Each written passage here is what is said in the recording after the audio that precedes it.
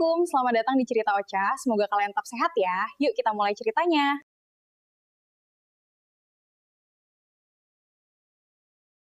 Pada zaman ketika waktu belum mengenal detik, dan langit belum terbagi antara pagi dan malam, bumi hanyalah hamparan daratan tak bernama yang mengapung di atas lautan kesunyian. Belum ada manusia, belum ada suara burung, bahkan belum ada warna-warna yang kini kita kenal sebagai pelangi. Segalanya sunyi, hanya desir angin roh yang berhembus pelan di sela-sela dimensi. Di titik itulah, para dewa penjaga semesta mulai menyadari bahwa bumi tempat mereka menabur benih kehidupan terlalu berat sebelah. Pulau yang kini kita kenal sebagai Jawa, terbentuk dengan kemiringan yang ganjil, condong ke arah barat seperti tubuh renta yang hendak tumbang. Tanahnya retak, sungainya kering, dan gunung-gunung kecil yang tumbuh di sana seperti tidak cukup kuat untuk menahan tubuh bumi agar tetap tegak. Dalam kesunyian kahyangan, tempat para dewa bersidang di ruang tak tampak di atas lapisan awan tertinggi, sebuah kekhawatiran menggelayuti wajah Sang Hyang Guru, pemimpin tertua di antara para roh langit.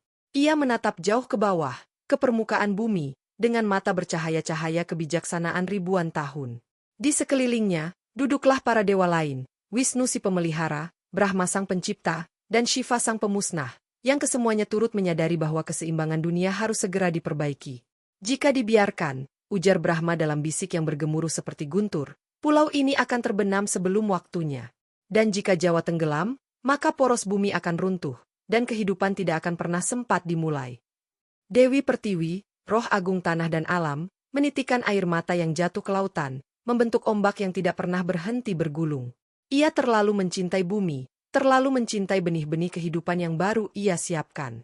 Ia tidak ingin bumi ini jatuh sebelum ia sempat menumbuhkan hutan, sungai, dan manusia-manusia penjaga alam. Maka para dewa berembuk dalam lingkaran cahaya, melantunkan mantra dalam bahasa cahaya dan bayangan, memanggil seluruh kekuatan semesta agar hadir dalam keputusan besar yang akan mereka ambil. Mereka membutuhkan sebuah penyangga, gunung agung, yang tak hanya tinggi secara wujud, tapi juga mengandung roh kekekalan. Gunung itu haruslah suci, kuat, dan memiliki kekuatan menyeimbangkan langit dan bumi.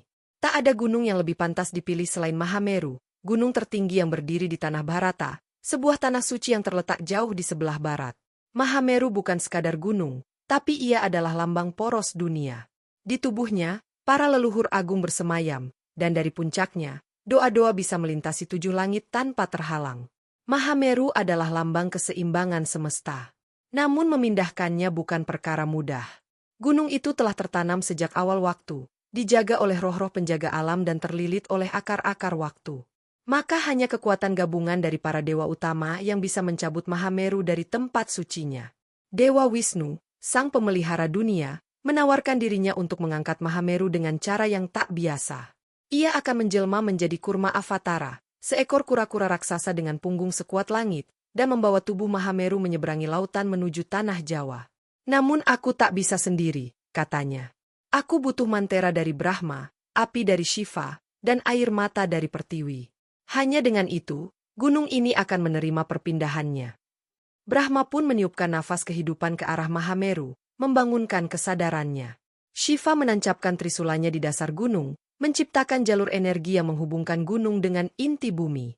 Dan Pertiwi, ia menyerahkan sejumput tanah dari hatinya yang paling dalam, meletakkannya di puncak Mahameru sebagai lambang bahwa gunung itu akan tetap terhubung dengan bumi meski berpindah tempat. Maka langit menjadi gelap. Awan bergulung seperti gelombang hitam, dan kilat menyambar tanpa suara. Lautan di bawah Mahameru terbelah, dan dari dalam samudera yang dalam, muncullah kura-kura raksasa, Wisnu dalam wujud teragungnya, menyembul dari dasar laut dengan mata seterang 2 matahari. Ia naik perlahan ke daratan Bharata, mengangkat Mahameru di punggungnya dengan kekuatan yang mengguncang 7 lapisan dunia. Gunung itu pun terangkat.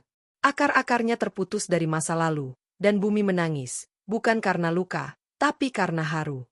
Mahameru akan mengemban tugas baru, menjaga dunia, menjaga kehidupan, menjadi poros bagi tanah yang akan ditinggali manusia. Perjalanan itu pun dimulai. Dewa-dewa mengelilingi Wisnu dan Mahameru, membentuk pelindung dari mantra dan cahaya. Burung-burung gaib dan hewan langit terbang di sekeliling mereka, membentuk konvo surgawi yang belum pernah disaksikan bahkan oleh bintang-bintang.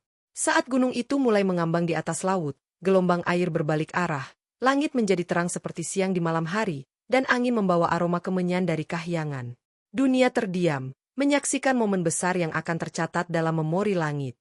Namun belum ada yang tahu bahwa perjalanan ini akan membawa luka, kerinduan, dan perpisahan. Sebab sesuatu yang besar pasti meninggalkan jejak besar pula. Perjalanan Mahameru yang agung melintasi lautan tak berlangsung dalam keheningan. Langit mengamati, bumi mendengar, dan seluruh elemen alam turut bergetar oleh kehadiran gunung yang membawa ruh keseimbangan semesta. Lautan luas yang membentang antara daratan Bharata dan Pulau Jawa mengamuk tak terima. Gelombang menjulang tinggi, menyambut perjalanan Mahameru dengan badai, bukan sebagai perlawanan, tapi sebagai bentuk penghormatan, seperti para prajurit alam yang menyambut raja lewat tabuhan gendang angin dan gemuruh petir. Langit pun tak ingin diam, awan-awan berkumpul menjadi gerombolan hitam pekat yang menggantung rendah, mengantar Mahameru dalam bayang-bayang kekuatan tak terlihat. Bahkan waktu seolah menahan napasnya. Dunia menjadi panggung bagi perjalanan sakral ini. Namun perjalanan agung selalu memiliki titik rapuh. Saat tubuh Mahameru yang besar melayang melewati langit Samudra Hindia, beban spiritual yang ia bawa mulai goyah. Para dewa yang menjaga sisi-sisinya mulai lelah. Kekuatan mantra yang membungkusnya mulai retak karena dihantam angin gaib dari arah timur. Dewa Bayu, penguasa angin, menguji kekuatan para penjaga dengan hembusan berlapis roh, menciptakan pusaran energi yang menggoyang tubuh Mahameru seperti daun di antara badai. Tak seorang pun tahu bahwa dalam pusaran itu, bagian puncak Mahameru, yang tertinggi, yang menyimpan pusat keseimbangan langit bumi, mulai renggang dari tubuh utamanya. Dalam satu momen yang tak terlupakan, kilat menyambar langit dalam dua arah, membentuk garis cahaya ke barat dan timur. Saat itulah, puncak Mahameru terlepas. Tidak jatuh dalam kehancuran, tapi melayang seperti bintang jatuh yang mencari tempat baru untuk menetap. Potongan itu terjun bebas, menembus awan, melintasi angin, dan menghantam lautan dengan cahaya menyilaukan yang memekakan seluruh makhluk roh yang ada di sekitarnya. Suara dentumannya membelah dimensi, menciptakan retakan halus di ruang waktu, dan dari dasar laut, tanah-tanah terangkat. Batu, pasir, magma, dan udara bergabung membentuk daratan baru yang naik dengan cepat, menggelega oleh energi suci dari tubuh Mahameru. Di tempat jatuhnya potongan itu, lahirlah sebuah gunung baru.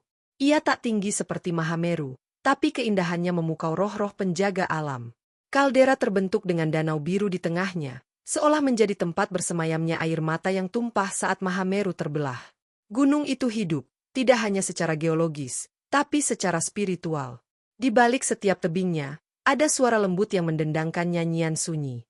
Di antara setiap desir anginnya, ada pesan tak kasat mata yang merambat dari akar ke langit.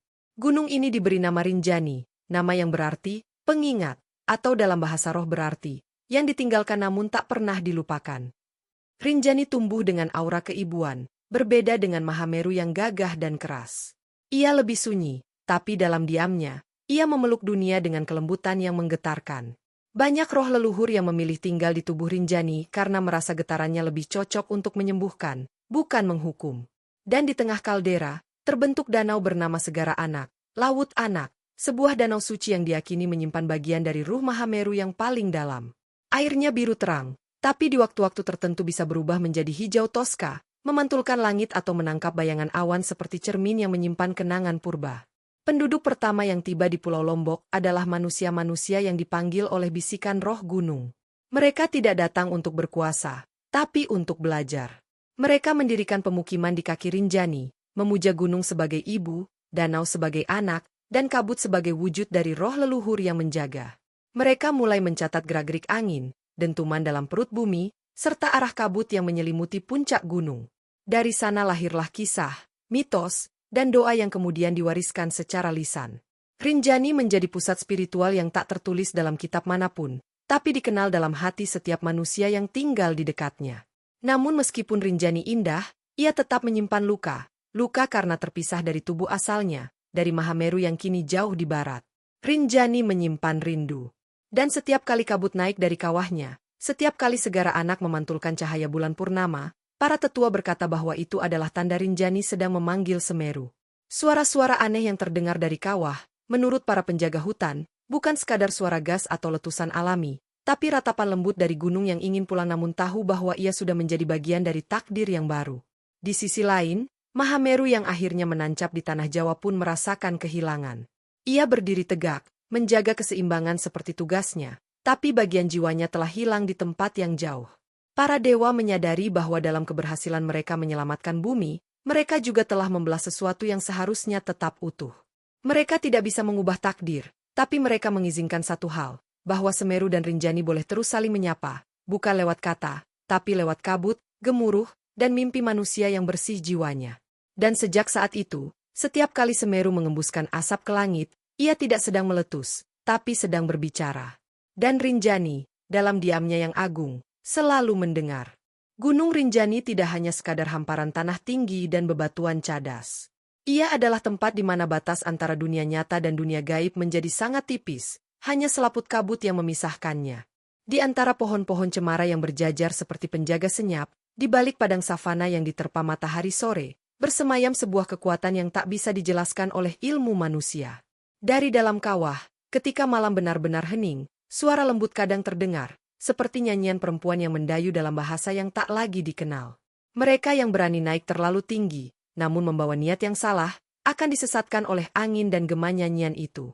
Namun mereka yang tulus dan bersih hatinya, justru akan dibimbing ke tempat-tempat suci yang tak bisa ditemukan di peta manapun. Orang-orang Sasak di lereng Rinjani menyebut nama itu dengan penuh hormat, Dewi Anjani, roh agung yang dipercaya sebagai penunggu dan penjaga puncak. Bagi sebagian, ia hanyalah mitos. Namun bagi mereka yang tinggal dekat hutan, yang hidup selaras dengan tanah, air, dan angin, nama itu lebih nyata dari apapun. Dewi Anjani bukan sembarang roh. Ia dipercaya sebagai putri dari keturunan langit yang memilih turun ke bumi untuk menjaga harmoni, namun justru terpisah dari asalnya karena ikut jatuh bersama pecahan Mahameru. Ia tidak pernah kembali ke Kahyangan. Ia memilih tinggal di tubuh Rinjani yang baru lahir, menjadi bagian dari kesadaran gunung yang lembut namun kuat. Dan semenjak itu, Rinjani tak hanya menjadi tubuh gunung, tapi juga rahim spiritual tempat Dewi Anjani mengatur keseimbangan roh dan unsur alam. Setiap tahunnya, saat bulan penuh bersinar di tengah musim kemarau, masyarakat adat naik ke puncak Rinjani dalam ritual yang disebut pekelan. Mereka membawa sesajen, bunga-bunga segar, air dari 7 mata air suci, serta doa-doa yang sudah disusun turun-temurun. Para tetua membuka jalur, para pemuda mengangkat baki-baki persembahan, dan para ibu menggumamkan mantra pelindung. Mereka tidak datang untuk meminta, tapi untuk menyampaikan rasa hormat, mengucap terima kasih atas panen, atas hujan, atas perlindungan dari bencana. Di puncak, mereka menaburkan bunga di tepi segara anak, lalu menunduk. Kadang, angin berembus perlahan, dan suara perempuan menyelusup lembut di telinga. Tidak keras, tidak jelas, tapi cukup untuk membuat bulu kuduk berdiri. Itulah sapaan Dewi Anjani, ujar para tetua. Jika ia menjawab, berarti Gunung Ridha. Tak semua pendaki bisa merasakan kehadiran Sang Dewi. Ada yang hanya melihat kabut, batu, dan danau. Namun ada pula yang mendaki sendirian, dan di tengah malam mendengar suara tawa kecil di antara pepohonan. Seorang lelaki paruh-baya bernama Pak Mirah, seorang penjaga jalur pendakian di Senaru, pernah berkata bahwa ia pernah tersesat di hutan Rinjani selama 3 hari. Namun saat malam keempat, ia bertemu seorang perempuan berbaju putih, duduk di atas batu besar, menyisir rambut panjangnya yang hitam pekat. Perempuan itu tidak menoleh, hanya berkata, "Pulanglah, jiwamu belum siap melihat seluruh kebenaran gunung ini." Ketika Pak Mirah terbangun, ia sudah berada kembali di jalur utama, tanpa luka dan tanpa bekas perjalanan panjang. Sejak saat itu, ia bersumpah tidak akan naik ke puncak lagi, kecuali dalam mimpi. Namun, bukan hanya Dewi Anjani yang hidup di Rinjani. Ada pula makhluk-makhluk lain yang menjadi penjaga lapisan-lapisan energi gunung. Ada yang menjaga kabut, ada yang menjaga air dan danau, ada pula yang menjaga jalur batu menuju puncak. Semua makhluk itu hidup dalam harmoni yang tak kasat mata, namun bisa dirasakan oleh mereka yang peka. Menurut kepercayaan para tetua, saat tubuh Mahameru terpecah dan menjadi Rinjani, tidak hanya bagian fisiknya yang berpindah, tapi juga sejumlah roh penjaga turut jatuh dan memilih tinggal. Inilah yang menyebabkan Rinjani menjadi tempat di mana mimpi dan kenyataan seringkali bercampur. Tak sedikit orang yang naik dengan raga, tapi kembali membawa kisah yang hanya bisa dijelaskan dengan hati. Di malam-malam tertentu, terutama saat angin barat berhembus membawa aroma kemenyan dari Pulau Jawa, Rinjani akan mengirimkan kabut putih tipis ke langit. Para tetua percaya, kabut itu adalah bentuk rindu yang dikirim Dewi Anjani kepada saudaranya yang tinggal di tubuh Semeru. Ia tidak bisa berjalan menyeberangi lautan, namun ia bisa mengirimkan kabut, angin, dan mimpi kepada sang kakak. Dan pada malam yang sama, jika langit Jawa cerah, Semeru akan mengembuskan asap ke arah timur, jawaban dari kerinduan yang tak pernah padam. Semeru dan Rinjani berbicara, bukan dengan suara, tapi dengan elemen. Dan hanya mereka yang bisa membaca tanda-tanda alam yang tahu kapan percakapan itu terjadi. Di Segara Anak, danau suci yang terletak di tengah kaldera Rinjani, dipercaya terdapat pusat kekuatan spiritual gunung. Airnya tenang di siang hari, namun berkilau seperti kaca di malam purnama. Banyak pendaki yang duduk diam di tepiannya tanpa berkata sepatah kata pun, hanya merasakan getaran aneh yang menembus kulit dan menyentuh dasar jiwa. Air danau itu tidak hanya menyimpan energi, tapi juga menjadi cermin antara dua dunia, antara gunung yang ada dan gunung yang hilang. Dan konon, jika seseorang memandangi danau itu cukup lama, dan hatinya jernih seperti embun pertama, maka ia akan melihat bayangan Mahameru berdiri tegak di kejauhan, seolah memandang balik dari dimensi lain. Dewi Anjani, sang penjaga Rinjani, tahu bahwa gunung ini bukan tempat persinggahan. Ia adalah rumah, tempat para roh yang tak punya tanah untuk kembali bisa berdiam. Ia tidak ingin membalas semesta atas perpisahannya dengan Mahameru. Ia hanya ingin menjaga, merawat, dan melindungi tempat ini hingga akhir zaman. Maka ia mendidik hutan agar tumbuh dengan tenang, mengajarkan burung untuk bernyanyi merdu, dan membisikkan kata-kata bijak ke telinga manusia lewat mimpi. Ia adalah penjaga, ibu, sekaligus saudari dari gunung yang patah dan terlahir kembali. Dan setiap kali Rinjani bergemuruh dalam hening, bukan karena murka, tapi karena rindu yang begitu dalam. Rindu pada tubuhnya yang dulu, pada kakaknya di barat yang kini menjadi Semeru. Sebab dalam setiap kabut yang ia kirim, tersembunyi sebuah doa. Aku di sini, masih ada, masih menunggumu menjawab. Di tengah pulau Jawa yang bergelombang oleh hamparan bukit dan lembah, berdirilah Gunung Semeru, menjulang gagah seperti tombak langit yang tertancap dalam di tubuh bumi. Dari kejauhan, bentuknya kerucut nyaris sempurna, tegas, agung, dan tak tergoyahkan. Namun siapapun yang mendaki lerengnya akan segera tahu bahwa di balik kekukuhannya, Semeru menyimpan kesunyian panjang. Ia bukan sekadar gunung tertinggi di Jawa. Ia adalah Mahameru, yang dalam bahasa roh berarti pusat dunia roh. Ia ditanamkan ke tanah oleh para dewa bukan hanya untuk menahan bumi, tapi juga untuk menyambungkan langit dan dunia manusia. Tapi tubuh Semeru, setinggi dan sekuat apapun, pernah kehilangan sebagian jiwanya. Dan kehilangan itu masih ia bawa, siang dan malam, dalam kabut yang tak pernah benar-benar hilang dari puncaknya. Setelah tubuh Mahameru ditancapkan oleh Wisnu ke tanah Jawa, para dewa melepaskan perlindungan mereka dan kembali ke langit. Dunia pun mulai tenang. Daratan tidak lagi condong, sungai-sungai mengalir lebih teratur, dan kehidupan mulai tumbuh. Hutan berkembang, hewan-hewan menyebar, dan benih manusia pertama bermunculan dari rahim bumi yang hangat. Namun Semeru tetap diam. Ia berdiri, namun seakan selalu memandang ke arah timur. Ia menunaikan tugasnya sebagai penyeimbang dunia, tapi jauh di dalam perutnya, terdapat ruang kosong yang tak bisa diisi oleh tanah, api, atau bahkan doa-doa dari manusia. Itu adalah ruang untuk saudaranya, bagian yang hilang saat perjalanannya di langit dulu, Rinjani. Para petapa yang tinggal di lereng Semeru mengatakan bahwa gunung ini tidak pernah tidur. Ia hanya diam dalam meditasi panjang. Getaran halus yang kadang terasa di malam hari, atau embusan kabut yang meluncur dari kawah Jonggring Saloka, bukanlah tanda bahaya, tapi ekspresi dari kerinduan yang dipendam selama ribuan tahun. Dikatakan bahwa dalam setiap 8 detik, Semeru menghembuskan asap ke langit bukan karena aktivitas vulkanik semata, melainkan sebagai bentuk salam yang ia kirim ke langit timur, ke arah tempat di mana bagian jiwanya bersemayam sebagai Rinjani. Bagi mereka yang bisa mendengar suara bumi, gemuruh dari dalam perut Semeru terdengar seperti gumaman seseorang yang berbicara dalam bahasa masa lalu, bahasa yang tidak lagi diingat oleh manusia, tapi tetap hidup di batu dan kabut. Di lereng barat Semeru, tepatnya di desa Ranupani, tinggal seorang lelaki tua yang dikenal dengan nama Embah Sangkolo. Ia adalah penjaga jalur dan penjaga legenda. Rambutnya putih panjang, matanya keruh tapi tajam seperti mata elang, dan suaranya berat seperti gong besar. Setiap malam saat langit cerah, ia duduk di samping Ranu Regulo, danau suci kecil yang dipercaya sebagai cermin hati Semeru. Di situ, ia akan menyalakan dupa dan menggumamkan puisi-puisi kuno. Menurutnya, Semeru bukan hanya gunung, tapi makhluk hidup yang kesepiannya bisa dirasakan siapapun yang cukup lama diam di tubuhnya. Semeru itu laki-laki, katanya suatu malam. Tegas, pendiam, tapi menyimpan luka dalam diam. Ia selalu melihat ke timur, menunggu Rinjani menjawab kabutnya. Terkadang, di malam-malam tertentu, ketika bintang terlihat sangat terang dan suara hutan menjadi senyap, Semeru mengeluarkan gemuruh panjang yang membuat bumi berguncang pelan. Warga desa yang sudah biasa dengan dentuman itu hanya akan menunduk, mematikan lampu, dan berdoa dalam bisu. Sebab mereka tahu, Itu bukan sembarang letusan. Itu adalah ratapan jiwa gunung, tangis dari makhluk agung yang terpisah dari belahan jiwanya. Dan anehnya, di waktu yang bersamaan, di Lombok sana, kabut dari kawah Rinjani juga menebal. Burung-burung berhenti berkicau, dan hutan menggigil. Dua gunung, dua jiwa yang terpisah jarak, saling menyapa melalui gemuruh dan kabut. Puncak Semeru, Jonggring Saloka, adalah tempat paling sakral yang hanya bisa dijangkau oleh mereka yang sudah siap secara raga dan jiwa.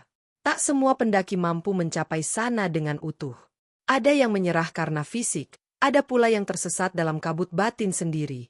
Bagi mereka yang berhasil mencapai puncak, terutama saat matahari baru terbit, langit akan memperlihatkan bayangan tipis di cakrawala timur, seakan bentuk samar gunung yang jauh, berdiri teguh memandang balik. Banyak yang mengira itu ilusi optik. Tapi Mbah Sangkolo pernah berkata, itu bukan ilusi. Itu adalah Rinjani yang mengintip balik, menjawab tatapan Semeru. Kabut yang keluar dari kawah Semeru bukan hanya uap panas atau gas sulfur. Ia dipercaya membawa pesan, fragmen-fragmen doa, rindu, dan kerinduan yang tak pernah bisa disampaikan dalam kata-kata. Orang-orang yang bermeditasi di lereng Semeru kadang menangis tanpa sebab. Mereka bilang, mereka mendengar bisikan dalam hati, suara laki-laki tua yang memanggil seorang adik perempuan, menyebutnya dengan nama yang tak dikenali tapi terasa hangat. Suara itu tidak mengancam. Ia seperti bayangan masa kecil yang lama hilang, muncul hanya dalam momen-momen sunyi antara detak jantung dan embusan angin. Dan mereka yang benar-benar mendengar, akan selalu kembali ke Semeru, bukan untuk mendaki, tapi untuk berdoa bersama gunung.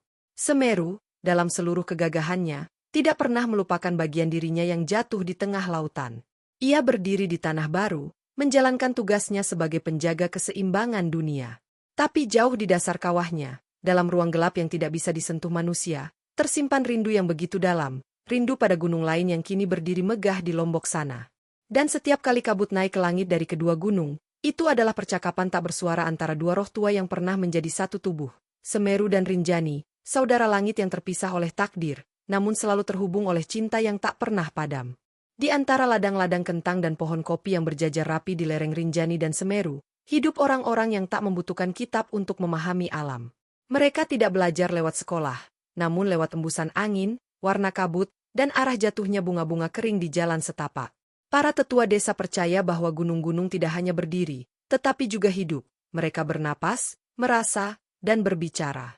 Dan karena itulah, setiap dentuman dari perut Semeru atau bisikan kabut dari puncak Rinjani tidak dianggap sebagai kebetulan, melainkan sebagai pesan.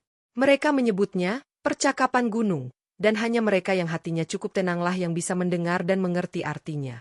Di sebuah desa kecil bernama Sembalun, tepat di kaki Gunung Rinjani, hidup seorang perempuan tua bernama Inak Siami. Rambutnya sudah putih semua, dan kulit tangannya mengeriput seperti kulit pohon tua, tapi matanya masih jernih dan menyala seperti pagi hari di musim kemarau. Ia adalah penjaga lontar, daun-daun tua yang bertuliskan kisah-kisah gunung, dilestarikan dengan mantra dan nyanyian tradisional. Ia bukan dukun, bukan pendeta, tapi penjaga suara yang diturunkan dari generasi ke generasi. Setiap pagi, Inak Siami duduk di bawah pohon jati tua dan membakar menyan sambil menatap ke arah puncak Rinjani. Ia berkata, hari ini Rinjani gelisah. Lihatlah kabut yang turun bukan dari atas, tapi dari sisi timur. Itu artinya, Semeru mengirim pesan lebih awal. Di sisi barat, di desa Ngadas yang mendiami lereng Semeru, hidup seorang lelaki setengah baya bernama Pak Rono, seorang pengrajin topeng dan pendongeng malam. Ia tidak pernah naik ke puncak Semeru, namun setiap malam ia tidur di dekat batu besar yang katanya menyimpan gema suara dari kawah Jonggring Saloka. Anak-anak di desa sering berkumpul di sekelilingnya, mendengar dongeng-dongeng tua yang tidak hanya bercerita tentang dewa dan raksasa, tapi juga tentang kabut dan gemuruh.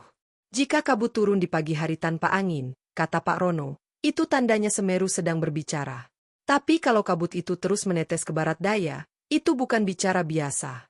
Itu adalah doa, doa yang ia kirim ke adiknya di timur. Masyarakat di kedua lereng tidak mengandalkan alat canggih untuk membaca aktivitas gunung.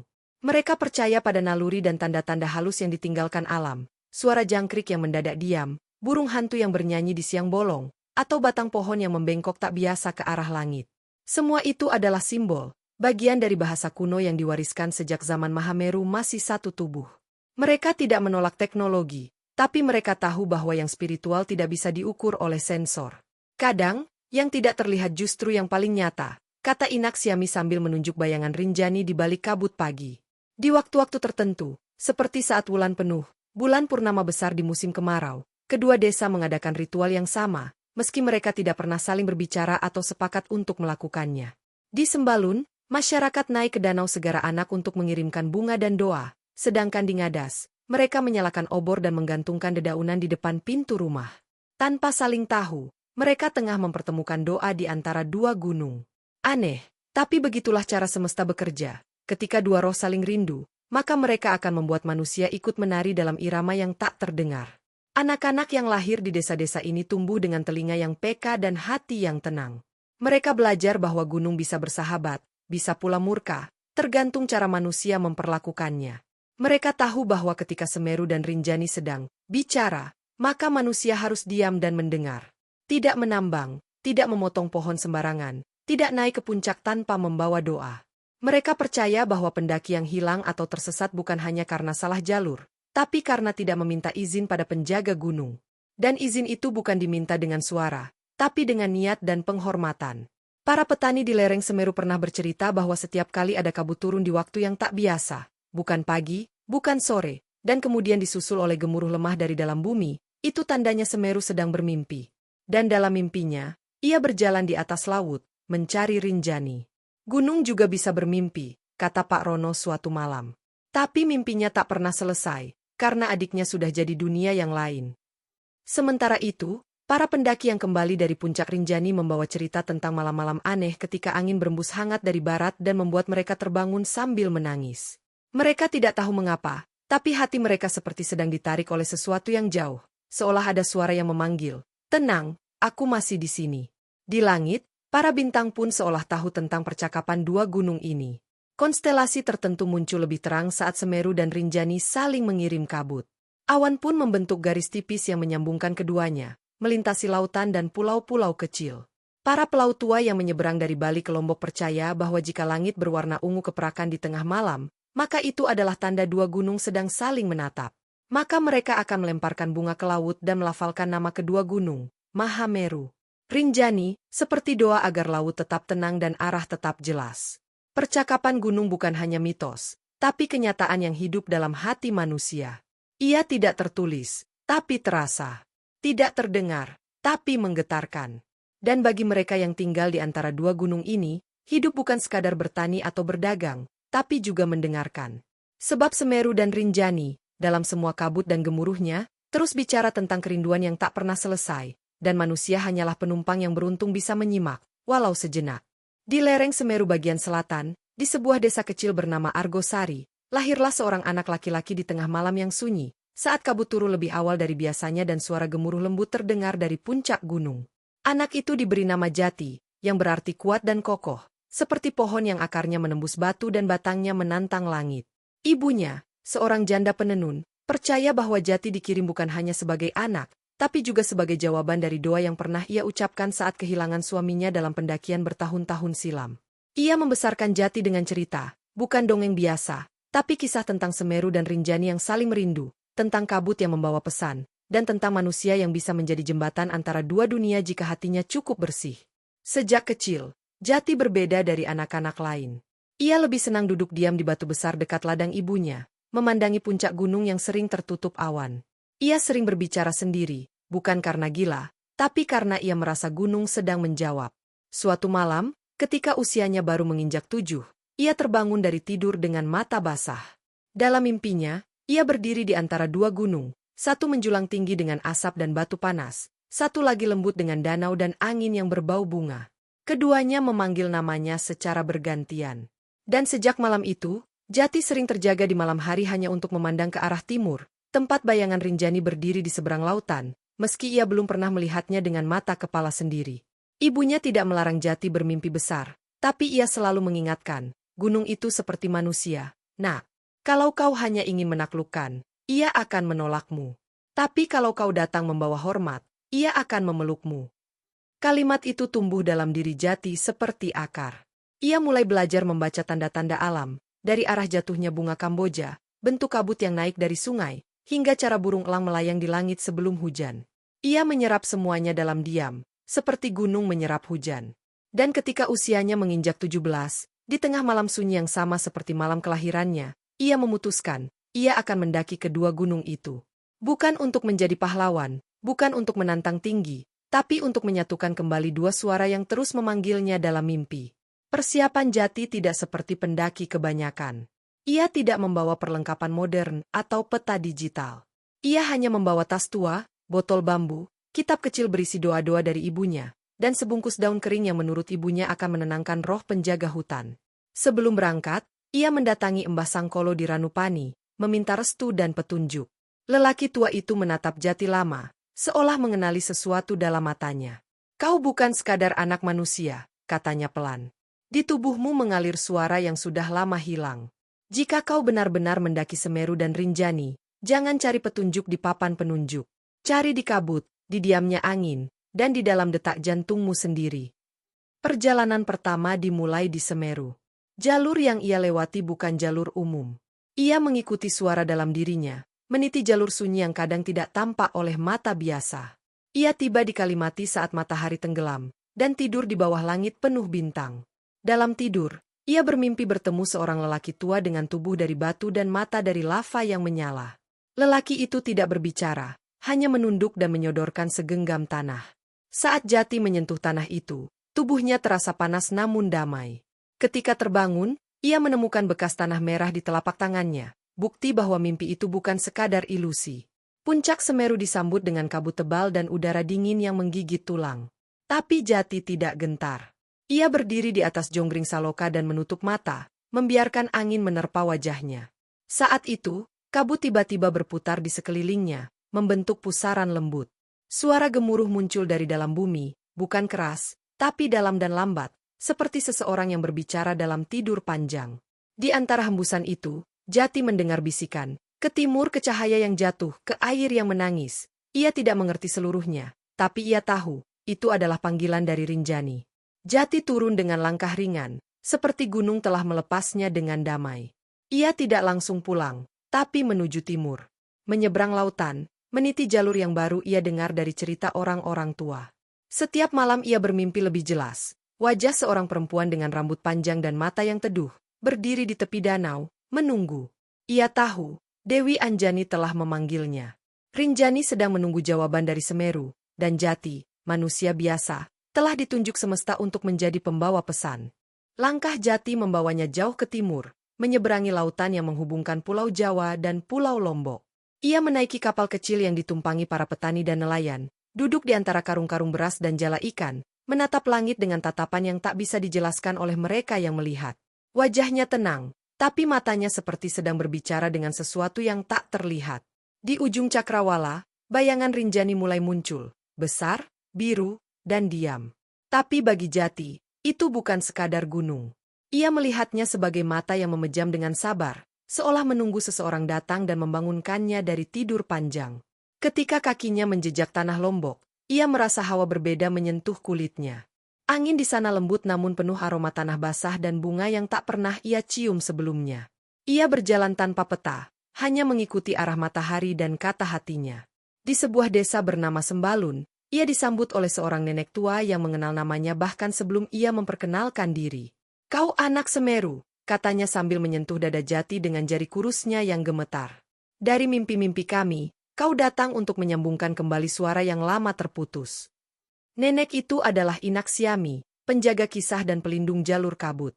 Ia tidak pernah naik gunung, tapi ia tahu semua tentang Rinjani, tentang danau yang menyimpan suara, tentang kabut yang bisa membaca hati manusia, tentang perempuan yang berdiri di puncak dan menunggu jawaban.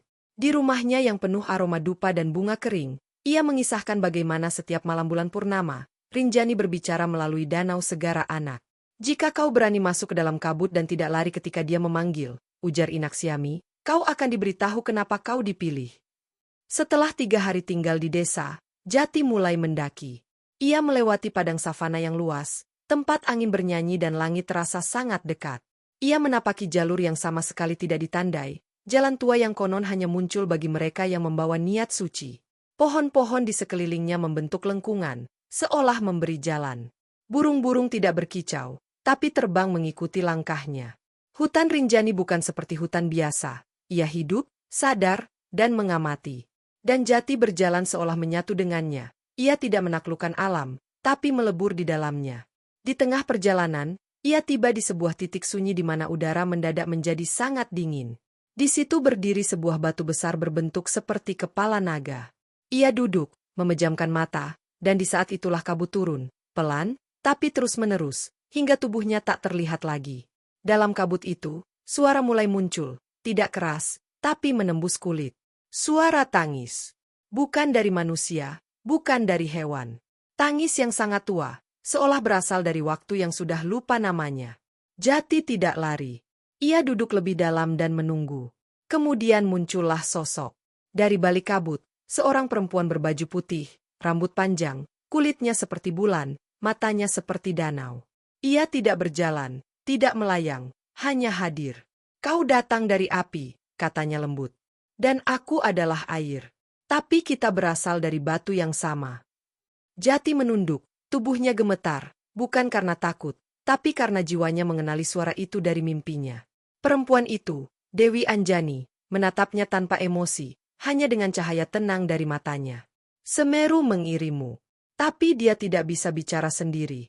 Maka kau yang harus menyampaikan. Dewi Anjani menjelaskan bahwa sejak terpisah, Semeru dan Rinjani hanya bisa saling mengirimkan kabut dan gemuruh. Tapi karena semakin banyak manusia yang melupakan adat, kabut itu tersesat, dan suara gemuruh hanya dianggap bencana. Kami tidak marah, ucapnya. Kami hanya sedih. Dulu, manusia adalah jembatan. Tapi sekarang manusia sibuk membangun dinding. Jati bertanya, apa yang harus aku lakukan? Dewi Anjani menoleh ke arah danau, dan berkata, masuklah ke air. Di dalamnya ada suara yang tak pernah selesai. Bawalah suara itu kembali ke barat. Malam itu, Jati duduk di tepi Segara Anak, danau suci yang permukaannya tenang seperti cermin. Bulan purnama menggantung seperti mata yang mengawasi, dan bintang-bintang seakan berbisik di atasnya. Ia menutup mata dan menyentuhkan tangannya ke air. Seperti tersengat arus petir, tubuhnya tersedot masuk ke dalam penglihatan. Ia melihat masa lalu, saat Mahameru pecah di langit, saat tubuhnya jatuh, saat Dewi Anjani menangis di batu pertama yang terbentuk di Rinjani. Ia melihat wajah Semeru yang diam, tapi di dalam diam itu ada jerit yang tidak terdengar. Ia melihat dunia tanpa kabut, tanpa air, tanpa suara, dan itu bukan dunia yang ia inginkan. Ketika ia membuka mata, langit mulai memerah. Kabut telah naik dan membentuk-bentuk yang aneh di udara, seperti dua tangan yang hampir saling menyentuh. Jati tahu, waktunya telah tiba. Ia harus kembali ke barat, membawa suara air dari Rinjani untuk dibisikkan ke batu-batu Semeru. Hanya dengan begitu, kabut bisa kembali berbicara, dan manusia bisa kembali menjadi jembatan bagi dua roh agung yang selama ini hanya saling menyapa lewat kesunyian. Subuh yang menyambut Jati di tepi danau Segara Anak terasa berbeda. Udara menggigil, bukan karena dingin semata, melainkan karena langit, tanah, dan air seolah sedang menahan napas. Ketika ia berdiri, tubuhnya terasa lebih ringan, tapi jiwanya jauh lebih berat, seolah membawa sesuatu yang tak terlihat, namun nyata dalam setiap langkah. Di telapak tangannya, yang ia cuci dengan air danau tadi malam, terdapat bekas samar seperti ukiran lingkaran kecil, mirip pusaran kabut. Inak Siami, yang menunggunya diam-diam di kaki bukit, melihat tanda itu dengan mata gemetar. Itu bukan luka, katanya, itu adalah kunci suara. Kau telah menyimpan Rinjani di dalam tubuhmu. Perjalanan kembali ke barat bukan sekadar perjalanan fisik. Dari Lombok, Jati menyusuri pantai-pantai sepi yang dipenuhi angin asin dan aroma ganggang. Di sepanjang perjalanan, orang-orang yang ia temui menatapnya dengan aneh. Ada yang memanggilnya, anak kabut. Ada pula yang menawarkan air tanpa diminta, seolah tahu bahwa ia bukan sekadar pejalan kaki. Di malam hari, ia tidur di gubuk-gubuk kosong, dan dalam mimpinya, suara air dan gemuruh bergantian berbisik. Kadang ia mendengar tawa perempuan dari Rinjani. Kadang pula, ia mendengar suara berat yang familiar, seperti panggilan dari batu, suara Semeru. Ketika ia sampai di kaki Semeru, langit mendung padahal musim kemarau belum selesai. Penduduk di Ranupani berbisik, gunung sedang menunggu sesuatu. Bahkan Embah Sangkolo, yang biasanya tenang, terlihat gelisah.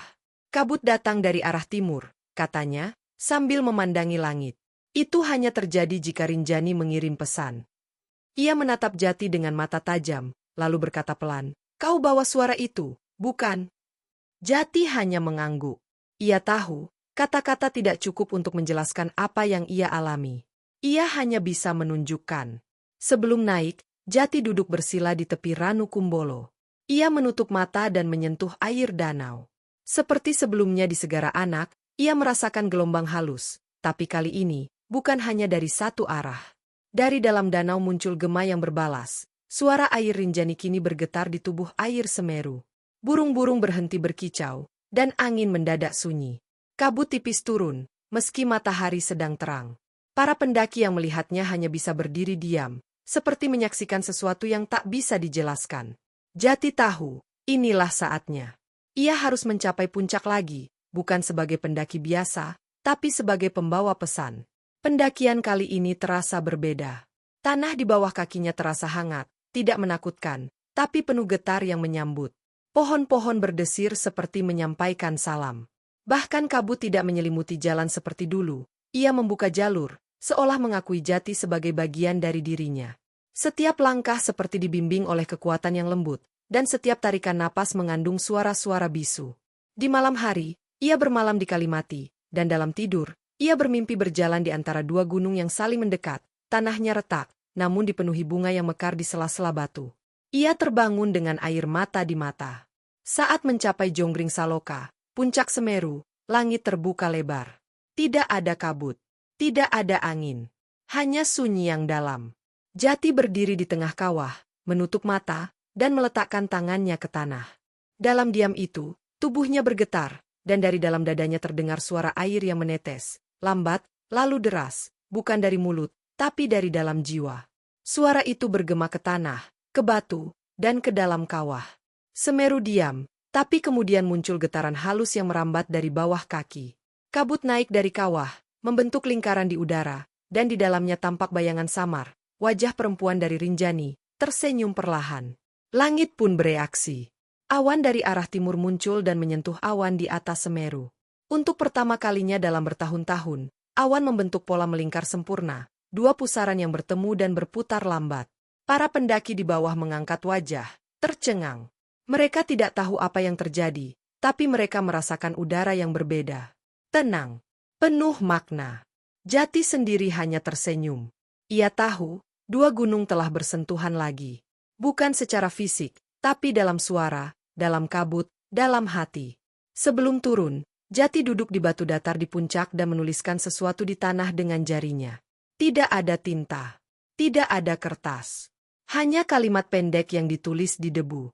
Aku bukan siapa-siapa. Hanya suara yang pulang ke asalnya. Saat ia turun, angin menyambutnya, seperti pelukan dari dua arah, barat dan timur. Ia tidak membawa medali, tidak membawa cerita heroik. Tapi ia membawa damai, dan kabut yang kini bisa kembali bersuara. Hari-hari setelah Jati turun dari puncak Semeru tidak berjalan seperti biasa. Udara di sekitar Ranupani berubah lebih sejuk, dan para petani merasakan bahwa embun pagi turun lebih lembut, seperti tangan halus yang menyentuh pucuk-pucuk daun dengan rasa syukur. Hujan yang datang tidak lagi mengguyur dengan amarah, melainkan turun perlahan seperti bisikan yang membawa kabar gembira. Di sawah-sawah yang sebelumnya tandus karena kemarau panjang, rumput muda mulai tumbuh tanpa ditanam, dan burung-burung yang dulu menghilang karena suara mesin mulai kembali berkicau di pagi hari. Mbah Sangkolo, yang biasanya hanya diam di teras rumahnya, suatu pagi terlihat berdiri lama di depan danau sambil mengangkat kedua tangannya. Ia tidak berkata apa-apa. Tapi dari matanya yang basah, orang tahu, ia sedang berterima kasih kepada langit. Di desa Ngadas, para pemuda yang dulu enggan memedulikan gunung mulai bertanya tentang jalur-jalur lama yang pernah digunakan para leluhur. Mereka berkumpul di rumah-rumah tua, membuka lontar-lontar lama yang telah lama disimpan dalam peti kayu, mendengarkan kembali kisah tentang bagaimana manusia seharusnya hidup tidak menentang, melainkan bersama alam. Sekolah-sekolah adat kembali ramai, bukan hanya oleh anak-anak, tapi oleh orang dewasa yang ingin belajar membaca arah kabut dan mendengarkan suara tanah. Di balai desa, seorang pemuda bernama Ardi berkata, "Aku tak tahu siapa Jati, tapi setelah dia datang dan pergi, gunung seperti berbicara lagi." Sementara itu, di Lombok sana, desa Sembalun pun mengalami hal yang serupa. Air di mata air tua yang sempat mengering tiba-tiba kembali mengalir. Tanpa hujan, tanpa alasan logis. Seorang anak kecil bernama Lala yang sedang bermain di tepi sawah mengaku melihat awan berbentuk lingkaran turun perlahan ke arah danau Segara Anak, lalu menghilang begitu saja. Ketika ia menceritakan itu kepada neneknya, Inaksiami hanya tersenyum kecil. Itu bukan mimpi, nak. Itu hadiah. Para pendaki yang naik Rinjani pun mulai merasakan sesuatu yang berbeda. Mereka tidak hanya membawa pulang foto dan cerita, tapi juga mimpi-mimpi yang membuat mereka terjaga di malam hari, dengan perasaan seperti baru saja berbicara dengan seseorang yang sangat dekat, meski tak pernah mereka kenal. Ritual pekelan yang selama bertahun-tahun hanya dilakukan oleh segelintir tetua, kini kembali ramai. Tapi bukan karena paksaan, melainkan karena hati masyarakat mulai terbuka kembali. Mereka membawa bunga, air, dan daun-daunan yang dirangkai dengan cinta. Mereka tidak lagi hanya mengucap doa dengan mulut, tapi juga dengan sikap, dengan perbuatan yang lebih peduli pada alam. Di salah satu malam saat bulan nyaris penuh, seseorang mendengar suara seperti nyanyian perempuan dari tengah danau. Tidak menakutkan, justru membuat seluruh tubuh merinding dengan tenang. Itu Dewi Anjani, kata Inaksiami lirih. Ia sedang tersenyum. Di hari yang sama, di kaki Semeru, sebuah pohon cemara yang tumbuh bengkok ke timur sejak puluhan tahun tiba-tiba tegak lurus dalam semalam. Tidak ada yang menyentuhnya. Tidak ada angin kencang. Para tetua desa melihatnya sebagai pertanda bahwa Semeru telah menerima kembali suara yang selama ini hilang. Seorang anak muda bernama Yono yang melihatnya pertama kali berkata, "Aku mendengar suara air di tengah malam, padahal tidak hujan." Ketika ia mendekat ke pohon itu, kabut tipis menyelimuti kakinya, dan dari kabut itu ia mendengar bisikan satu kata, "Pulang."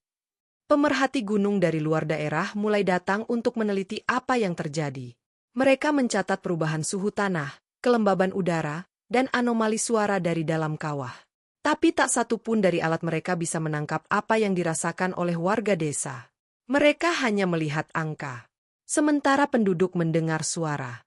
Bagi para ilmuwan, ini adalah misteri. Tapi bagi mereka yang hidup berdampingan dengan Semeru dan Rinjani, ini adalah jawaban dari doa panjang yang akhirnya sampai juga ke telinga langit. Jati sendiri tidak kembali ke rumah ibunya.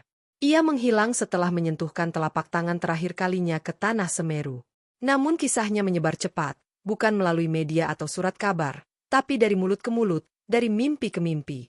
Beberapa orang mengaku melihat pemuda asing duduk di tepi sungai, tersenyum sambil menatap langit. Ada yang mengatakan ia berjalan di antara kabut pagi, lalu lenyap begitu saja. Seorang kakek di kaki Rinjani bahkan bersumpah pernah melihat Jati duduk di batu besar di hutan, dan ketika dipanggil, pemuda itu hanya berkata, "Aku sudah menjadi bagian dari kabut." Kini, jika seseorang naik ke puncak Semeru dan berdiri diam dalam kabut, atau duduk di pinggir danau Segara Anak saat malam bulan penuh, mereka bisa merasakan sesuatu yang tidak bisa dijelaskan. Sebuah kehadiran. Sebuah percakapan. Bukan dalam bentuk suara, tapi dalam bentuk rasa, tenang, utuh, dan penuh kedamaian.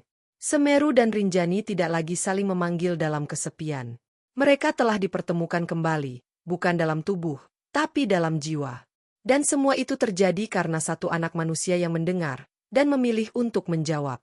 Lama setelah kabut Semeru dan Rinjani bersatu kembali, setelah langkah-langkah Jati menghilang di antara kabut yang menyusup ke pepohonan, dunia tidak lagi sama. Bukan karena gunung berubah bentuk atau danau bertambah luas, melainkan karena kesadaran manusia mulai berubah. Di seluruh pelosok Nusantara, mulai dari lereng Merbabu di Jawa Tengah hingga punggungan Tambora di Sumbawa, para penjaga adat mulai bermimpi tentang hal yang sama, suara kabut yang menyentuh hati mereka, mengucap pelan dalam bahasa yang tidak dikenali, namun sangat mereka pahami. Mereka terbangun dengan dada hangat dan rasa yang belum pernah mereka rasakan, rasa dipanggil pulang, bukan oleh rumah, tapi oleh akar terdalam jiwa mereka.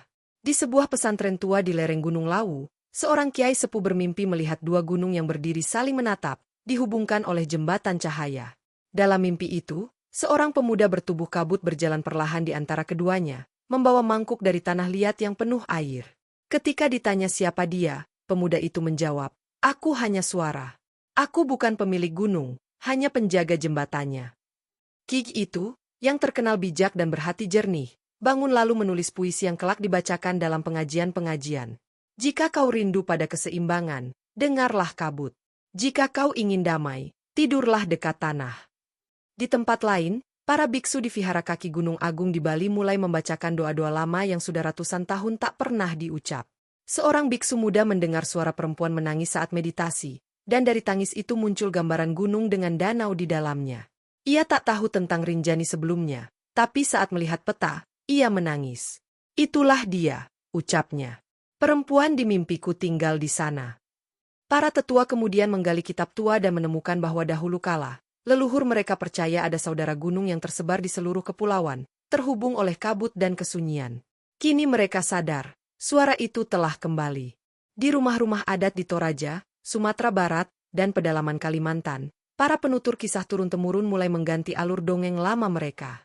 Mereka menambahkan tokoh yang tidak ada sebelumnya, seorang pemuda bertubuh kabut yang berjalan dari gunung ke gunung, menyambungkan pesan yang selama ini terputus. Ia tidak dikenal namanya, tapi selalu muncul di bagian akhir cerita, sebagai penyatu antara langit, tanah, dan manusia. Para anak-anak yang mendengar dongeng itu sebelum tidur mulai bermimpi tentang awan yang turun ke bumi, memeluk mereka perlahan dan mengajarkan mereka bahasa tanpa suara. Perubahan tidak hanya terjadi di gunung dan desa. Di kota-kota besar, orang-orang mulai merasakan gelisah yang tidak bisa dijelaskan. Di tengah deru kendaraan dan lampu-lampu kota, banyak yang terbangun di malam hari hanya karena suara hujan ringan di jendela membuat dada mereka sesak oleh rindu yang tak tahu ditujukan kepada siapa. Mereka mulai merindukan hening, merindukan wangi tanah, merindukan sesuatu yang mereka tidak pernah pelajari, tapi pernah mereka miliki. Sebagian dari mereka pun mengambil waktu untuk pergi, bukan ke pusat belanja, tapi ke gunung, ke hutan, ke danau. Mereka duduk, diam, lalu menangis tanpa alasan.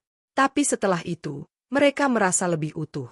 Di dunia maya, kisah jati mulai menyebar, tapi bukan dalam bentuk artikel atau video viral. Ia muncul dari status-status singkat, cerita yang dibisikkan lewat forum-forum kecil, dan mimpi yang dibagikan di ruang komentar tanpa nama. Tidak ada yang tahu siapa yang pertama kali menulis. Pernahkah kau merasa gunung sedang bicara, dan hanya kau yang bisa mendengarnya? Tapi ribuan orang menjawab, ya. Dari situlah komunitas-komunitas kecil tumbuh, yang tidak sekadar ingin mendaki gunung, tapi ingin mendengarkan gunung. Mereka tidak membawa speaker, drone, atau musik keras. Mereka membawa dupa, bunga, dan diam. Pemerintah tidak tahu bagaimana merespons. Sebagian menyebutnya fenomena psikologis. Sebagian lagi menyebutnya tren back to nature.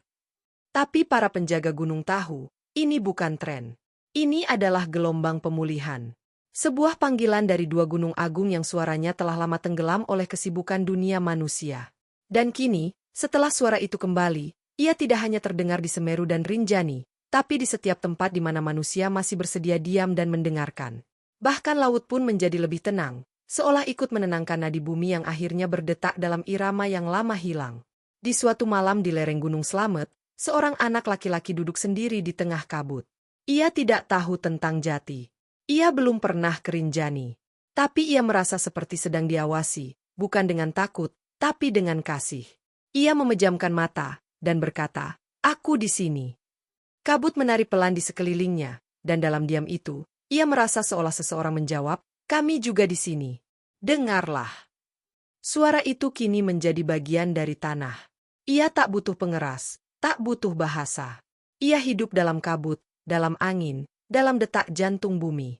Ia adalah suara yang tersisa di hati Nusantara, dan siapapun yang berhenti sejenak dari hiruk-pikuk dunia akan bisa mendengarnya.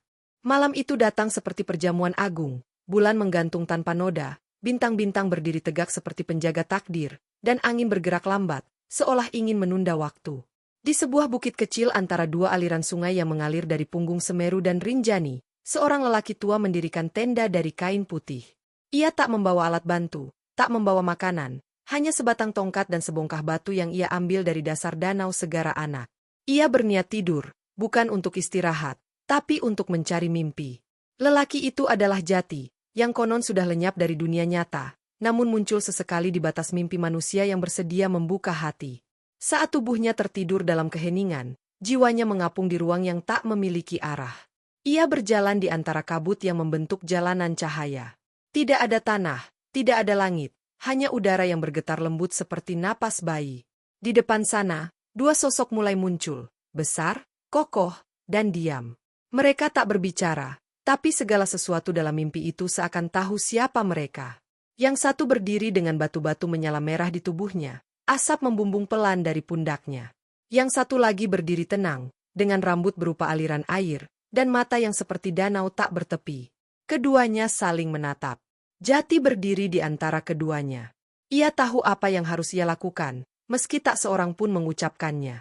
Ia mengambil batu yang ia bawa, batu dari tubuh Mahameru yang terjatuh, dan meletakkannya di antara dua raksasa alam itu. Batu itu bergetar, menyala, lalu mekar seperti bunga yang terbuat dari kabut dan cahaya. Dari dalam bunga itu, muncul suara yang sangat tua, sangat dalam, dan tak memiliki jenis kelamin. Suara itu berkata, "Dulu kami satu, lalu terpisah karena tugas. Kini kami sadar bahwa tugas kami bukan menjaga bumi dari tempat tinggi, tapi membangunkan manusia dari dalam." Lalu kabut dari tubuh Semeru turun perlahan dan melilit tubuh Rinjani, sementara air dari danau Rinjani terangkat dan menyentuh pundak Semeru. Tak ada ledakan, tak ada gemuruh, hanya kesenyapan yang sangat kuat, seperti isyarat bahwa dunia baru saja diberi berkah. Dalam kesenyapan itu, suara itu kembali berkata, "Manusia kini terbangun. Tapi suara kami akan tetap melekat pada mereka yang berjalan dengan kaki telanjang dan hati terbuka. Sampaikan pada mereka, bumi bukan untuk dimiliki. Bumi adalah tubuh kami yang kalian pinjam." Mimpi itu membawa Jati lebih dalam, ke tempat di mana waktu tak berjalan. Ia melihat ribuan jiwa, leluhur, anak-anak, penjaga hutan, petani, bahkan hewan dan pohon, berkumpul di lingkaran besar. Di tengah mereka, dua gunung bergandengan tangan, bukan dalam bentuk batu, tapi dalam bentuk cahaya. Rinjani menjadi suara lembut yang membisikkan kasih, Semeru menjadi cahaya kokoh yang menguatkan tekad. Di antara mereka, berdiri Jati, tidak lebih tinggi, tidak lebih besar, hanya lebih jernih. Ia bukan nabi. Ia bukan penyelamat. Ia hanya pendengar yang bersedia menjawab. Ketika ia terbangun, dunia telah berubah. Bukit tempat ia tidur ditumbuhi bunga-bunga kecil berwarna ungu keperakan, yang belum pernah tumbuh sebelumnya. Air sungai mengalir lebih jernih, dan di langit, dua awan panjang melintang saling menyilang, membentuk tanda seperti pelukan. Jati tidak menangis. Ia hanya menatap dan berkata, "Kalian telah satu. Kini biarkan manusia mengerti."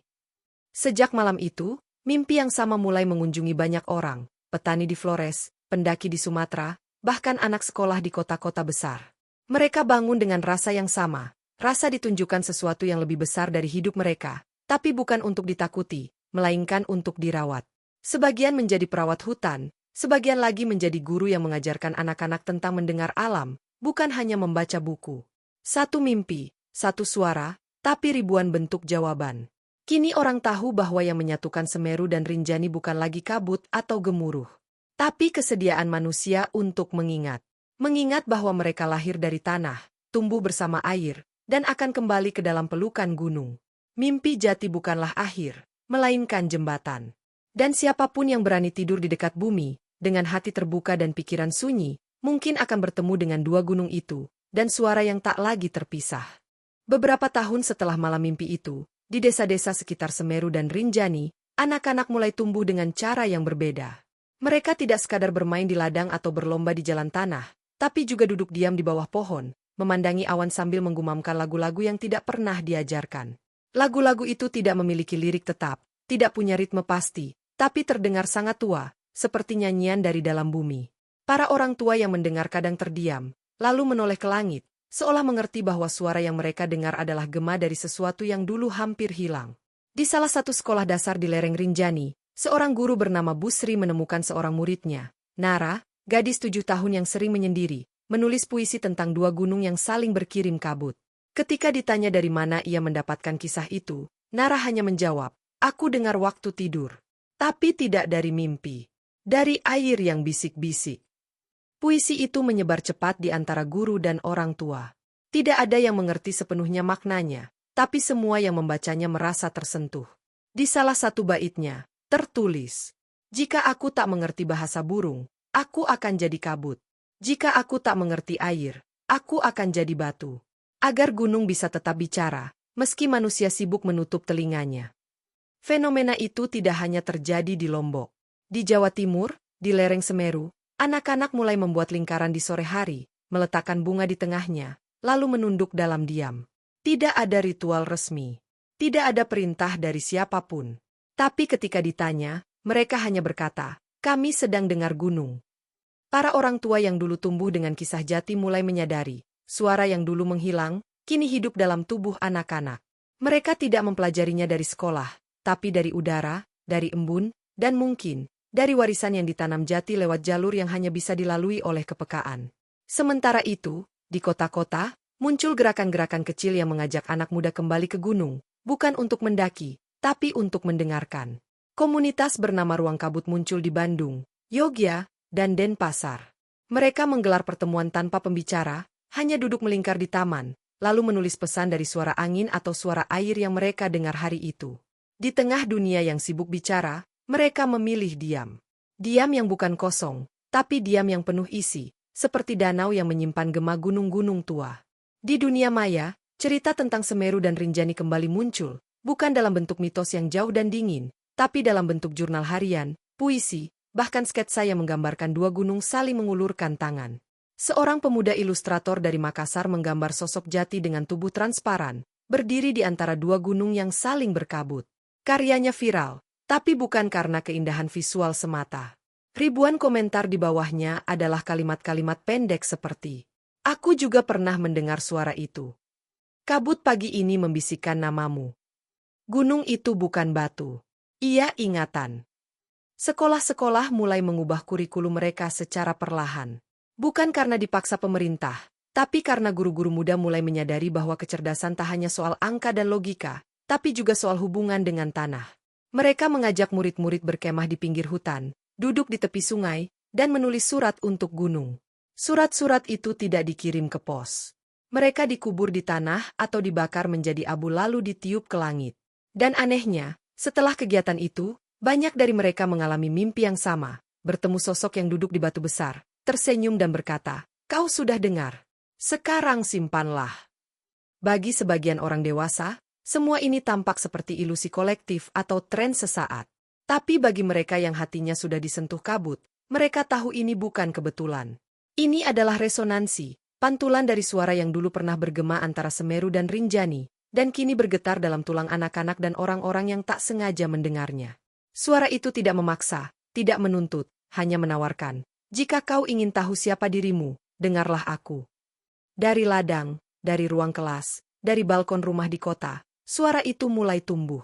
Bukan lagi dalam bentuk gemuruh atau mimpi besar, tapi dalam hal-hal kecil, rasa ingin duduk lebih lama di bawah pohon, keinginan menyentuh air sebelum minum, atau tiba-tiba ingin menulis puisi meski tidak tahu alasannya. Semua itu adalah bentuk lain dari kabut, halus, tidak tampak, tapi menyelubungi. Jati mungkin telah menghilang dari dunia manusia.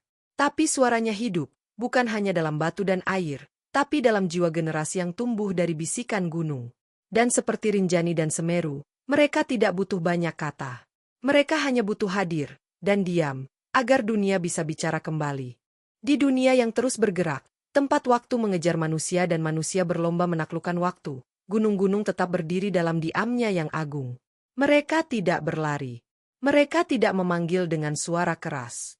Namun dalam keteguhan itu, mereka menyimpan pesan yang semakin lama semakin banyak didengar, bukan oleh telinga, tapi oleh hati yang letih dan raga yang haus keheningan.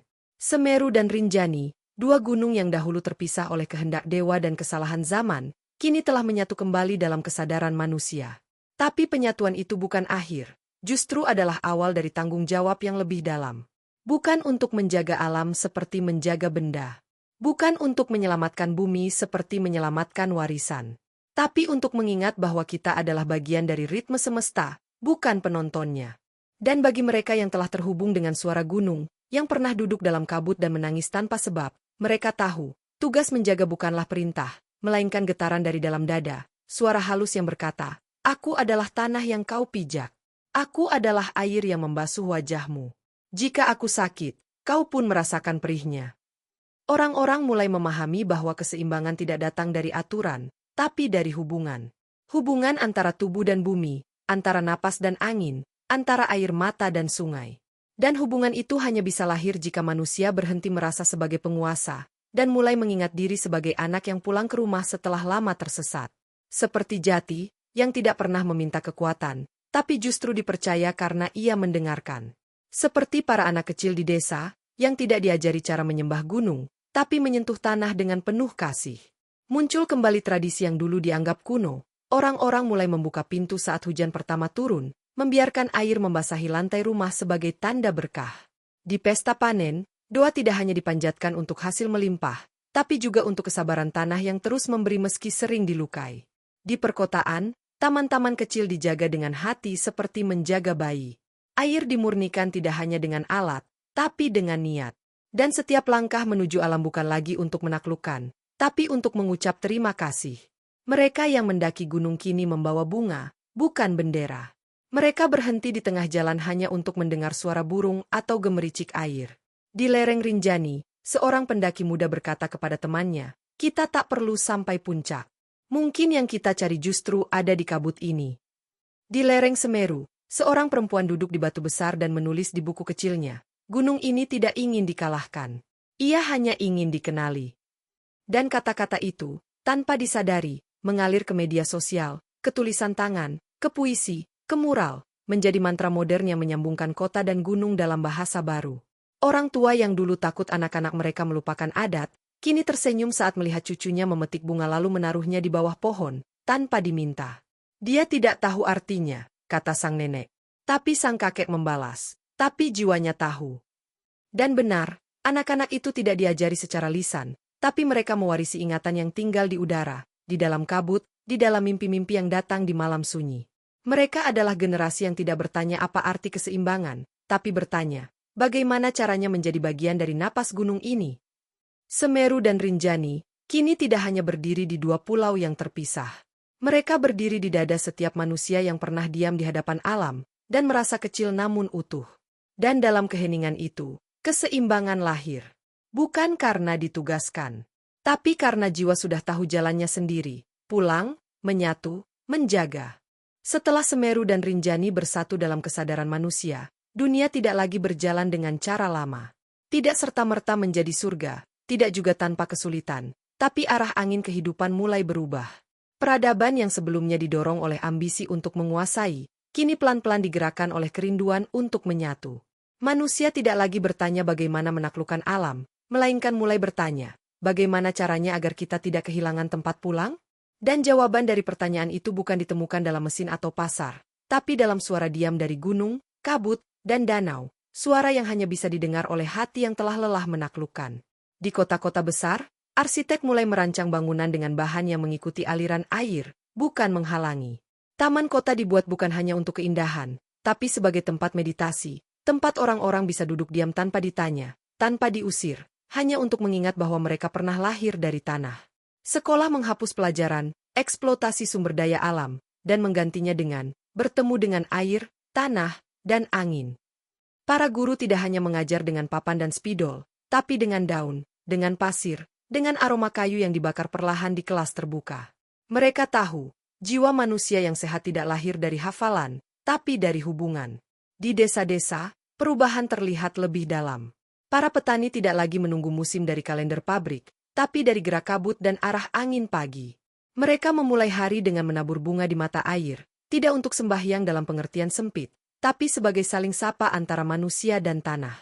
Di tempat-tempat yang dahulu penuh konflik tentang hutan atau lahan, kini muncul meja-meja kayu di bawah pohon, tempat warga duduk bersama, bukan untuk berdebat, tapi untuk mendengar bunyi belalang, untuk menimbang keputusan bukan dari keuntungan, tapi dari apa yang akan diwariskan kepada cucu mereka kelak. Dan mereka yang pernah mendaki Rinjani dan Semeru tidak lagi melihat dua gunung itu sebagai destinasi, tapi sebagai dua wajah tua yang terus menunggu manusia mengerti. Mereka kembali, bukan untuk memamerkan pencapaian, tapi untuk memperbaiki jalur, membersihkan jejak, bahkan hanya untuk duduk di batu dan mengucap satu kalimat. "Terima kasih karena masih menunggu kami, meski kami terlalu lama diam." Teknologi tidak ditinggalkan. Ia tidak dibuang, tidak dikutuk, tapi digunakan dengan kesadaran. Bukan sebagai alat dominasi, melainkan alat komunikasi. Drone digunakan untuk melihat hutan yang sedang terluka, lalu membantu merawatnya. Kamera digunakan untuk merekam tarian angin di atas padi yang menguning, bukan hanya untuk konten, tapi untuk arsip rasa syukur. Media sosial tidak lagi dipenuhi amarah dan ego, tapi puisi, doa, dan cerita pendek tentang hujan pertama, tentang kabut yang datang saat seseorang kehilangan orang tuanya, tentang gunung yang memberi pelukan saat kota tak punya ruang untuk menangis. Di balik semua itu, nama Jati mulai menghilang dari mulut orang. Tapi jejaknya justru tumbuh di kaki-kaki yang berjalan pelan, di mata yang menatap awan, di tangan yang menyentuh tanah sebelum menanam benih. Ia tidak dikenang sebagai tokoh besar. Ia dikenang sebagai anak kabut, yang tak pernah menginginkan gelar, tapi justru menanamkan suara yang kini tumbuh dalam diri banyak orang. Mereka yang pernah melihatnya dalam mimpi, atau merasa mendengar namanya di aliran sungai, hanya tersenyum dan berkata, "Itu bukan dia yang datang. Itu aku yang akhirnya cukup tenang untuk mendengar." Gunung-gunung lain pun ikut menyambut perubahan ini. Salak, Merbabu, Kerinci, bahkan Tambora, semuanya mulai berbicara kembali dalam cara yang berbeda. Lewat angin, lewat gempa kecil, lewat suara-suara hutan yang lebih hidup. Gunung-gunung itu, yang selama ini hanya diam, kini seakan menyadari, manusia telah mendengar. Dan mereka membalas, bukan dengan letusan, tapi dengan kehadiran yang lembut, udara lebih segar, hujan yang turun lebih tepat waktu, dan mimpi-mimpi yang lebih jernih bagi anak-anak yang tidur di atas tanah. Bumi tidak menjadi sempurna, tapi bumi menjadi lebih tenang. Dan itu cukup. Karena kini, suara yang pernah hilang, telah kembali. Tidak keras, tidak megah, tapi cukup untuk membimbing siapapun yang ingin hidup bukan untuk menaklukkan, melainkan untuk mendengarkan. Kabut terakhir turun di pagi hari yang biasa. Tak ada perayaan, tak ada nyanyian dari gamelan langit, hanya embun yang lebih bening dari biasanya, dan aroma tanah basah yang menyelinap ke jendela-jendela rumah tanpa diundang. Di kaki Semeru dan lereng Rinjani, para penduduk membuka jendela dan menghela napas panjang. Tidak ada yang tahu mengapa dada mereka terasa penuh pagi itu. Tidak ada berita besar. Tidak ada gempa. Tapi entah mengapa, semua terasa selesai. Bukan selesai sebagai akhir, tapi selesai seperti seseorang yang akhirnya tiba di rumah setelah perjalanan panjang. Kabut menyelubungi dua gunung itu bersamaan, memeluknya seperti ibu yang menenangkan dua anak yang pernah saling terpisah. Tidak tebal, tidak mencekam, tapi lembut, hangat, dan penuh pesan. Mereka yang cukup peka merasakannya sebagai sentuhan di tengkuk, sebagai desir pelan di telinga, atau sebagai detak jantung yang mendadak lebih lambat. Dan mereka tahu, suara itu kembali berbicara. Kali ini, bukan hanya untuk satu orang seperti Jati, tapi untuk siapapun yang pernah bertanya dalam hening, apakah dunia masih mendengarku? Dan jawabannya adalah, ya, dunia mendengarmu. Dan kini giliranmu mendengarnya kembali. Dari tubuh Semeru dan jiwa Rinjani, suara itu kini tidak terpisah. Ia hidup dalam kabut yang turun setiap pagi. Dalam suara air yang menetes dari daun. Dalam bayangan yang menari di danau saat matahari terbit. Dalam angin yang datang diam-diam, memelukmu dari belakang saat kau merasa sendirian. Ia adalah suara yang tidak perlu kata-kata, karena ia bukan untuk diucapkan, tapi untuk dirasakan. Untuk dijaga. Untuk dijawab, dengan hidup yang lebih tenang, lebih mendalam, dan lebih mencintai apa yang tidak tampak. Jati tidak kembali. Tapi ia tidak pergi. Ia menjadi bagian dari suara itu. Setiap anak yang mendengar gunung memanggil dalam mimpi, setiap orang tua yang duduk di tepi sawah dan tiba-tiba menangis, setiap pemuda yang menulis puisi tentang kabut, di sanalah Jati hidup. Bukan sebagai legenda, tapi sebagai ingatan kolektif bahwa dunia pernah hampir kehilangan suaranya, dan manusia pernah hampir menjadi tuli, namun akhirnya, satu anak muda memilih untuk mendengar. Dan karena satu itu, kini kita semua bisa mendengar kembali. Dan jika suatu hari kamu mendaki gunung, atau sekadar duduk sendiri di bawah pohon, lalu merasakan kabut turun tanpa alasan, jangan buru-buru menghapusnya. Jangan cepat-cepat menutup jendela. Duduklah sebentar. Dengarkanlah baik-baik. Sebab bisa jadi, itu adalah kabut terakhir dari Rinjani. Atau hembusan napas dari Semeru. Atau bahkan, pesan dari dirimu sendiri yang selama ini terdiam di dalam. Sebab dunia tidak pernah benar-benar diam. Kita saja yang lupa bagaimana mendengarnya. Dan kini, kabut telah kembali. Maka biarkan ia membawamu pulang. Terima kasih sudah mendengar cerita Ocha. Jangan lupa like, komen, dan subscribe ya.